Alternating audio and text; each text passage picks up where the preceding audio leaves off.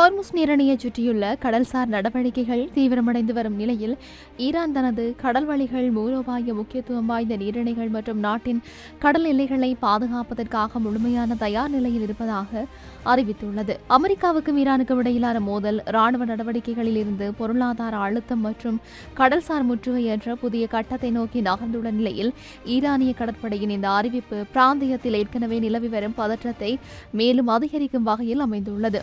ஈரானிய கடற்படை தளபதி பின்படை தளபதி ஷஹ்ராம் இரானி நாட்டின் கடல் பாதுகாப்பு தொடர்பான நிலைப்பாட்டை தெளிவுபடுத்தியுள்ளார். ஈரானின் ஆயுதப்படைகள் எதிரிகளுக்கு எதிராக முழுமையான தயார் நிலையுடன் இருப்பதாகவும் நாட்டின் பாதுகாப்புக்கு அச்சுறுத்தல் ஏற்படும் எந்த நடவடிக்கையும் அனுமதிக்கப் போவதில்லை என்றும் அவர் வலியுறுத்தியும் இருக்கின்றார். ஈரானின் பார்வையில் ஹார்முஸ் நீரிணை ஒரு சாதாரண கடல் பாதை அல்ல. பாரசீக வளைகுடாவையும் ஓமன் வளைகுடாவையும் இணைக்கும் இந்த குறுகிய நீர்வழி உலகளாவிய எரிசக்தி வர்த்தகத்தின் மிக முக்கியமான கடல் வழிகளில் ஒன்றாக கருதப்படுகின்றது. வளைகுடா நாடுகளில் இருந்து வெளியேறும் பெருமளவிலான கச்சா எண்ணெய் மற்றும் பிற எரிசக்தி பொருட்கள் உலக சந்தைகளை சென்றடைய இந்த நீரிணை முக்கிய பங்கு வகிக்கின்றது. இதன் காரணமாகவே ஹார்முஸ் நீரிணையில் ஏற்படும் எந்தவொரு தடையும் அல்லது பாதுகாப்பு அச்சுறுத்தலும் ஈரான் மற்றும் அமெரிக்காவை மட்டுமல்லாத உலகளாவிய எண்ணெய் சந்தை, கப்பல் போக்குவரத்து, காப்பீட்டுத்துறை மற்றும் பல்வேறு நாடுகளின் பொருளாதாரங்களையும் பாதிக்கும் திறன் கொண்டதாக இருக்கின்றது. தற்போதைய சூழலில் அமெரிக்கா ஈரானுக்கு எதிரான தனது பொருளாதார அழுத்தத்தை மேலும் அதிகரித்துள்ளது. அமெரிக்க ஜனாதிபதி டொனால்ட் ட்ரம்ப் ஈரானுக்கு எதிராக முன்னெப்போதும் இல்லாத அளவிலான பொருளாதார போரும் தனிமைப்படுத்தலும் மேற்கொள்ளப்படும் என்று அறிவித்துள்ளார். ஈரானுக்கு நிதி, வர்த்தகம், எண்ணெய் விற்பனை அல்லது பிற பொருளாதார வழிகளில் உதவி செய்யும் நாடுகள் கடுமையான விளைவுகளை எதிர்கொள்ள நேரிடும் என்று அவர் எச்சரித்துள்ளார். அமெரிக்க நிர்வாகத்தின் இந்த நிலைப்பாடு ஏற்கனவே நீண்டகாலமாக ஈரான் மீது விதிக்கப்பட்டிருந்த பொருளாதார தடைகளை மேலும் கடுமையாக்கும் முயற்சியாக பார்க்கப்படுகின்றது. ஈரானின் எண்ணெய் வருவாயை கட்டுப்படுத்துவது, சர்வதேச நிதி அமைப்புகளுக்கான அதன் அணுகலை குறைப்பது மற்றும் நாட்டின் வர்த்தக நடவடிக்கைகளை தடுப்பது ஆகியவை அமெரிக்காவின் அழுத்த கொள்கையின் முக்கிய பகுதிகளாக இருக்கின்றன. இதற்கிடையில் ஹார்முஸ் நீரிணையில் அமெரிக்கா கடற்படை நடவடிக்கைகளும் தீவிரமடைந்துள்ளன. சமீபத்திய தகவல்களின்படி ஈரானிய துறைமுகங்களுக்குள் நுழையும் மற்றும் அங்கிருந்து வெளியேறும் வர்த்தக கப்பல்களுக்கு அமெரிக்கா விதித்துள்ள கடல்சார் தடைகள் தொடர்கின்றன. ஆகஸ்ட் மாதத்தில் இந்த பகுதியில் வர்த்தக கப்பல் போக்குவரத்து மோதலுக்கு முந்தைய சராசரி அளவுடன் ஒப்பிடும்போது மிக குறைந்த நிலைக்கு சென்றதாக தகவல்கள் தெரிவிக்கின்றன. கடல் போக்குவரத்து குறைவடைந்துள்ளமை சர்வதேச வர்த்தகத்துக்கும் பெரும் சவாலாக மாறியுள்ளது. ஹார்முஸ் நீரிணை வழியாக செல்ல வேண்டிய கப்பல்கள் மற்றும் மாற்று வழிகளை தேட வேண்டிய சூழ்நிலை உருவாகியிருக்கின்றது. இதனால் பயண நேரம் அதிகரிப்பதோடு எரிபொருள் செலவு, காப்பீட்டு செலவு மற்றும் சரக்கு போக்குவரத்து செலவுகளும் அதிகரிக்கக்கூடும். இந்த நிலை உலக எண்ணெய் விலையிலும் தாக்கத்தை ஏற்படுத்தியிருக்கிறது.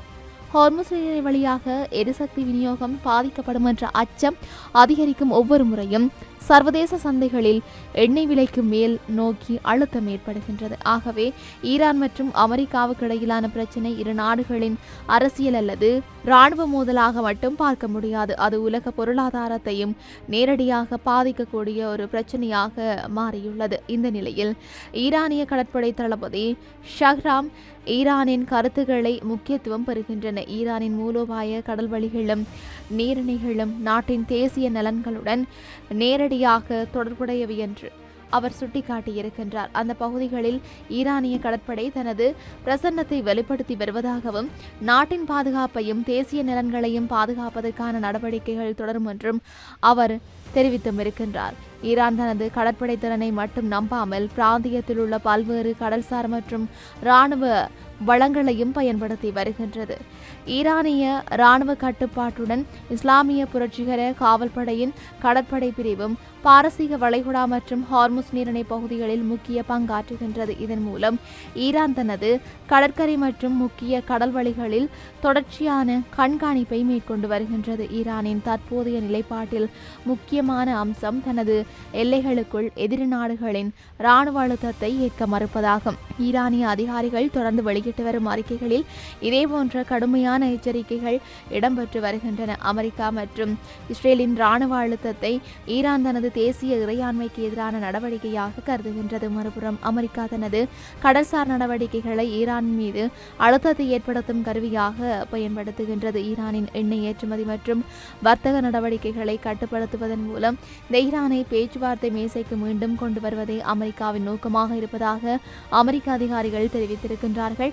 அமெரிக்க துணை ஜனாதிபதி ஜே.டி. வான்ஸ் பொருளாதார அழுத்தமே தற்போதைய கட்டத்தில் அமெரிக்காவிடம் உள்ள மிகவும் பயனுள்ள கருவி என்று குறிப்பிட்டிருக்கின்றார். இதனால் தற்போது உருவாகியுள்ள நிலைமை ஒரு பாரம்பரிய இராணுவ போரை விட மாறுபட்டதாக உள்ளது. ஒருபுறம் கடற்படை நடவடிக்கைகள், கப்பல் போக்குவரத்து கட்டுப்பாடுகள் மற்றும் பாதுகாப்பு அச்சுறுத்தல்கள் தொடர்கின்றன.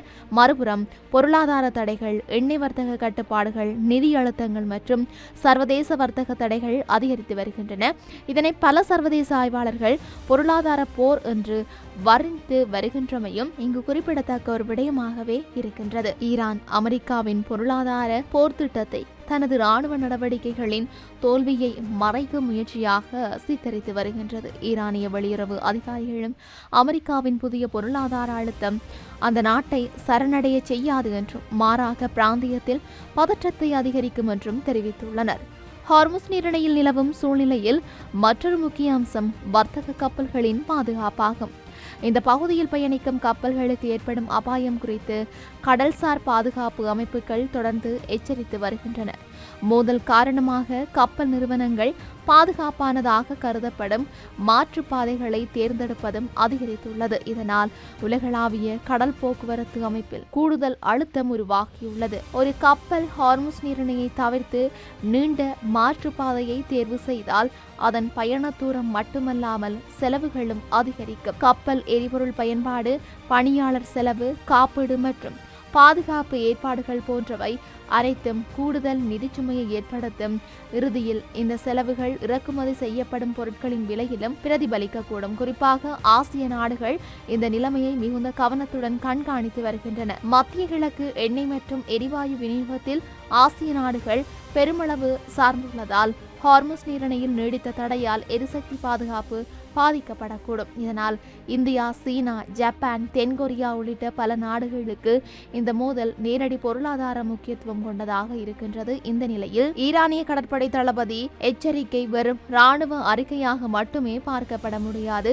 அது ஈரான் தனது முக்கிய கடல்வழிகளின் மீது கொண்டுள்ள மூலோபாய முக்கியத்துவத்தையும் வெளிப்படுத்துகின்றது. தனது கடல் எல்லைகள் மற்றும் தேசிய நலன்களை பாதுகாப்பதற்காக எந்த அளவிற்கும் செல்ல தயாராக இருப்பதாக ஈரான் தொடர்ந்து வெளிப்படுத்தி வருகின்றது. அதே நேரத்தில் அமெரிக்காவும் ஹார்முஸ் நீரிணையில் தனது கட்டுப்பாட்டையும் கடற்படை திறனையும் வலியுறுத்தி வருகின்றது. இதனால் ஒரே கடல் பகுதியில் இரு தரப்பினரும் தங்களது ஆதிக்கத்தை நிலைநிறுத்த முயற்சிப்பது மோதலுக்கான வாய்ப்பை அதிகரிக்கின்றது. இரு நாடுகளுக்கும் இடையே நேரடி பேச்சுவார்த்தைகள் முடங்கியுள்ளமை நிலைமையை மேலும் சிக்கலாக்கியுள்ளது. ஜூன் மாதத்தில் ஏற்பட்ட புரிந்துணர்வு ஏற்பாட்டின் பின்னர் பேச்சுவார்த்தைகள் மூலம் நீடித்த அமைதிக்கான வாய்ப்பு உருவாகும் என்று எதிர்பார்க்கப்பட்டிருந்தாலும் அந்த முயற்சிகள் தொடர்ந்து தடைகளை எதிர்கொண்டுள்ளன. ஆகஸ்ட் மாதத்தில் அமெரிக்கா மற்றும் ஈரான் இடையிலான தொடர்புகள் தொடர்பாகவும் முரண்பட்ட தகவல்கள் வெளியாகியுள்ளன. ராஜதந்திர முயற்சிகள் தோல்வியடைந்து பொருளாதார அழுத்தம் மேலும் அதிகரித்தால் ஈரான் தனது கடல் வழிகளை பயன்படுத்தி பதிலடி நடவடிக்கைகளை மேற்கொள்ளக்கூடும் என்ற அச்சமும் நிலவுகின்றது.